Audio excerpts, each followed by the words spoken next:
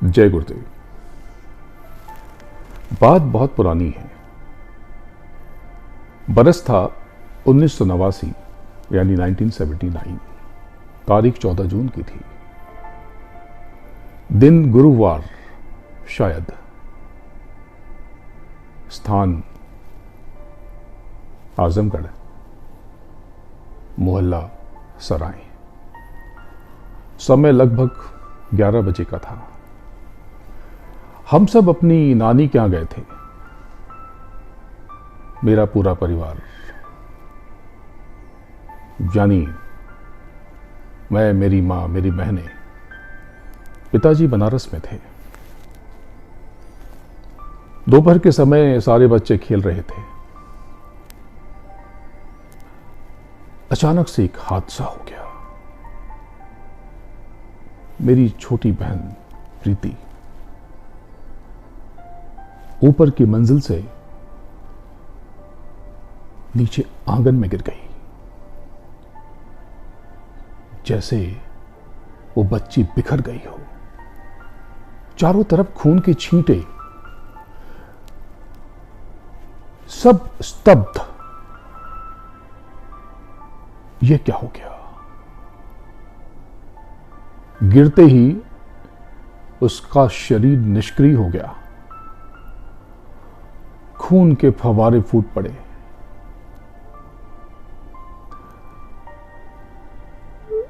तत्क्षण उसे डॉक्टर के पास ले जाया गया। डॉक्टर ने जवाब दे दिया, बोला कुछ बचा नहीं है, फिर भी सदर अस्पताल ले जाएं। सबके मुख पर सिर्फ एक ही नाम था, जय गुरुदेव, जय गुरुदेव, जय गुरुदेव। हे गुरु महाराज रक्षा करो, हे स्वामी जी महाराज दया करो। उसे अतिशीघ्र सदर अस्पताल ले जाया गया,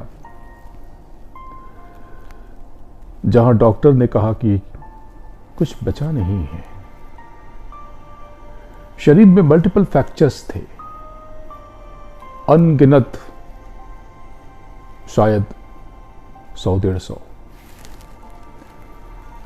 डॉक्टर्स ने बताया कि ब्रेन हेमरेज हो चुका है, खून बहुत बह चुका है, बचने की कोई संभावना नहीं। अगर बच भी गई या तो अंधी हो जाएगी, या पागल, या कोमा में। कभी कोमा से बाहर ना आ सके, ऐसा भी हो सकता है। बेहतर होगा कि आप या तो बनारस ले जाएं, लखनऊ या दिल्ली, पर यहां पर कोई इलाज हम न कर पाएंगे। मेरे मामा जी सर पे हाथ रखकर बैठ गए। श्री गुलाब चंद्र जी, जो बाद में आश्रम में शिफ्ट हो गए थे, गुरु महाराज की छाया में रहने लगे थे। उन्होंने कहा कि हे गुरु महाराज, ये तो बहुत बड़ा आक्षेप लग जाएगा, बहुत बड़ा कलंक। ये लड़की अपने मामा के यहाँ गई थी और मर गई वहां। मेरी नानी ने कहा, बचा लो गुरु महाराज।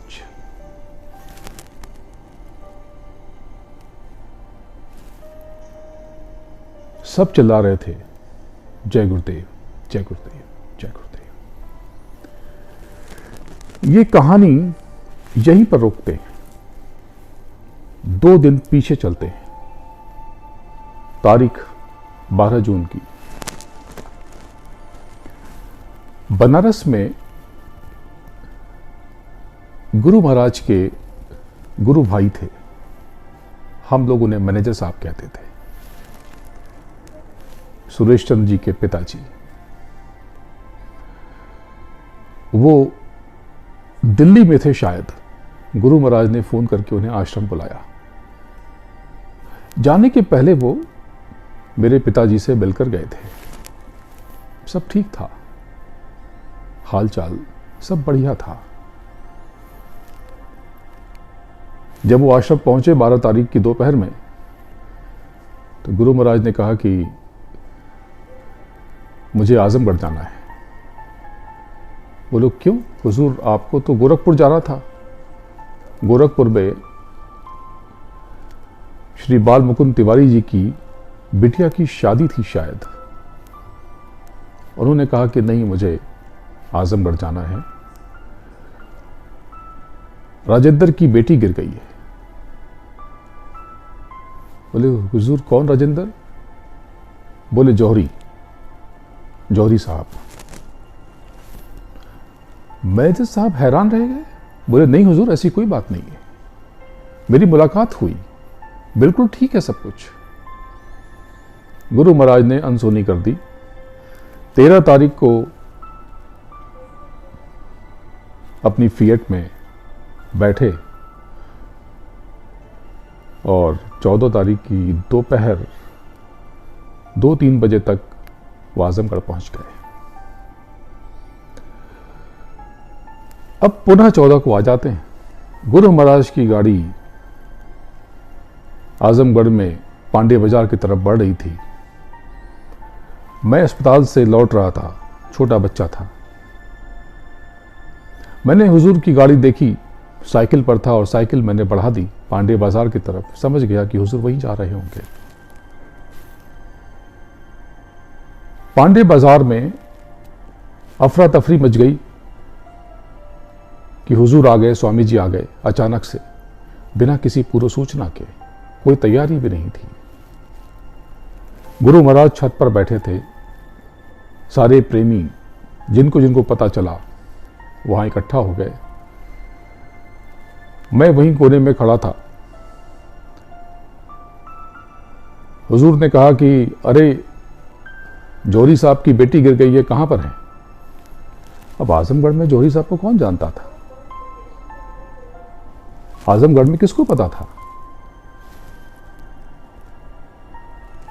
लोगों ने कहा हुजूर कौन जौहरी साहब? हुजूर तमतमा गए। उन्होंने कहा कि तुम सब प्रेमी सत्संगी एक दूसरे की खोज खबर नहीं रखते, एक दूसरे का अच्छा बुरा तुम्हें पता नहीं है। कैसी संगत है तुम्हारी? कैसे परमार्थी हो तुम? मैं तुरंत बीच में आ गया। मैंने कहा हुजूर मुझे पता है। अरे आओ सदगुरु आओ। हुजूर कभी कभी मुझे प्यार से सदगुरु कहा करते थे। बोले ये इसकी बहन है, इसकी बहन। हाँ बेटा, कहाँ हैं सब? मैंने कहा हुजूर सदर अस्पताल में।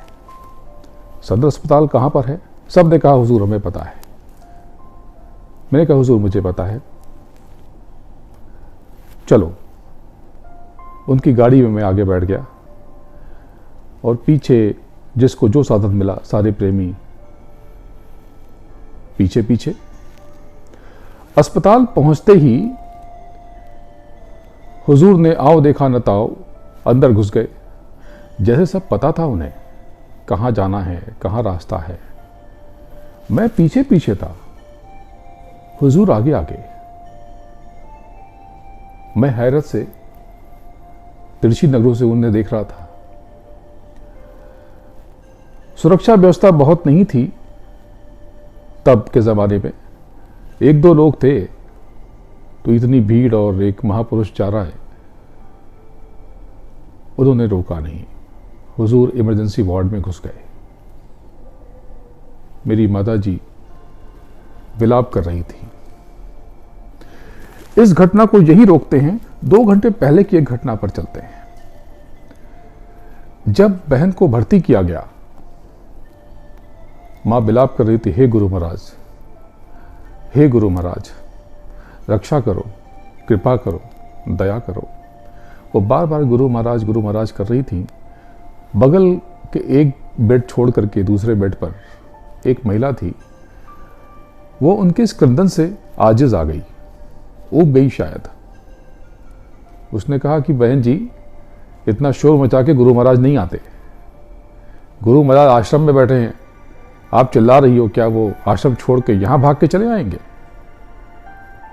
शोर मत मचाओ, आपका दर्द है तो मन में रखो, हमको तकलीफ हो रही है। माता जी चुप हो गई। उन्होंने क्षमा मांग ली, लेकिन उनकी आंखें तो गंगा जमुना की तरफ बही चली जा रही थी। अब पुनः 2 घंटे आगे आ जाते हैं। गुरु महाराज इमरजेंसी वार्ड में घुस चुके थे, प्रवेश कर चुके थे। प्रविष्ट होते ही उनकी नज़र रोती हुई मेरी माँ की तरफ गई। बोले, बच्ची मैं आ गया। मेरी माँ को जैसे सांप सूंघ गया हो। उन्हें लगा कि सपना देख रही है वो। उनकी आवाज कंठ से निकल ही नहीं रही थी, वो गूं गूं करने लगी। हुजूर बेड पर पहुंच गए। बोले, क्या हुआ बच्ची को? तो हम में से किसी ने कहा कि हुजूर ये तो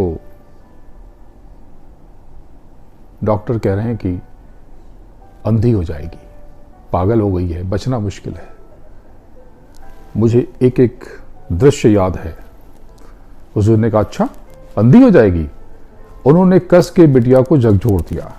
बहन को उन्होंने झकझोर के उठाया। बच्ची उठो, बच्ची उठो। मेरी बहन प्रीति ने आंखें खोल दी। तब तक दौड़ के डॉक्टर भी आ गए। उनको पता चला कि कुछ लोग घुस गए हैं, लेकिन देखा एक महात्मा है तो सब चुपचाप खड़े हो गए। बेटी उठो। बेटी ने आंखें खोल दी। बोले, मैं कौन हूं? बोले, स्वामी जी। उस बच्ची ने कहा, मेरी बहन ने, 7-8 साल की रही होगी। बोले, ये कितनी उंगली है? उसने कहा, 1। बोले, ये कितनी है? 2। बोले, ये देखो ये 4 उंगलियां हैं? बोले, नहीं 5। तो सब दिखाई देता है। उन्होंने दवा उठाई और बोले, ये क्या है? उसने कहा, टेबलेट। फिर अंदर दवा खोल दी। बोले, ये कौन सा रंग है? गुलाबी ना? बोले, नहीं सफेद है। दूसरी दवा उठाई। बोले, ये देखो ये पीली है ना? नहीं लाल है। हुजूर मुस्कुराए, सब तो दिखाई देता है इसे। तो किसी ने बताया कि मल्टीपल फैक्टर्स हैं, हड्डियां टूट चुकी। बोले, कहां? बोले, हर जगह। हुजूर ने धपाधप हाथ मारना शुरू किया, नीचे से ऊपर तक सहलाना शुरू किया। बोले, यहां पर, यहां पर, यहां पर, कहां फ्रैक्चर्स? डॉक्टर हैरान हो गया। उसने एक तरह से उनका हाथ ही पकड़ लिया। बोले, क्या कर रहे हैं आप? हुजूर ने डॉक्टर को प्यार से देखा और हौले से झिड़क दिया। बोले, तुम चुप रहो। पूरा शरीर सहलाया। बोले, बेटी हाथ हिलाओ। उसने हाथ हिलाया। बोले, पैर हिलाओ। उसने पैर हिलाया। बोले, सब कुछ ठीक है। अचानक माँ ने कहा कि इसको ब्रेन हेमरेज हो गया है। बोले, सब दिखाई दे रहा है, सब सुनाई दे रहा है, सब समझ में आ रहा है। सर पे हाथ फेरा। बोले, ब्रेन हेमरेज क्या होता है जी? बोले, बच्ची मेरी बिल्कुल ठीक है। कुछ देर रुके रहे, इधर उधर देखा। 2 घंटे पहले जो महिला मेरी मां से झगड़ा कर रही थी, वो भी सत्संगी परिवार से थी। उसको झपकी आ गई। वो सो गई बैठे बैठे। इतनी भीड़, इतना कोलाहल, लेकिन उसकी नींद न टूटी। गुरु महाराज ने कृपा दृष्टि डाली सारे मरीजों के ऊपर और मेरी बहन पे भी,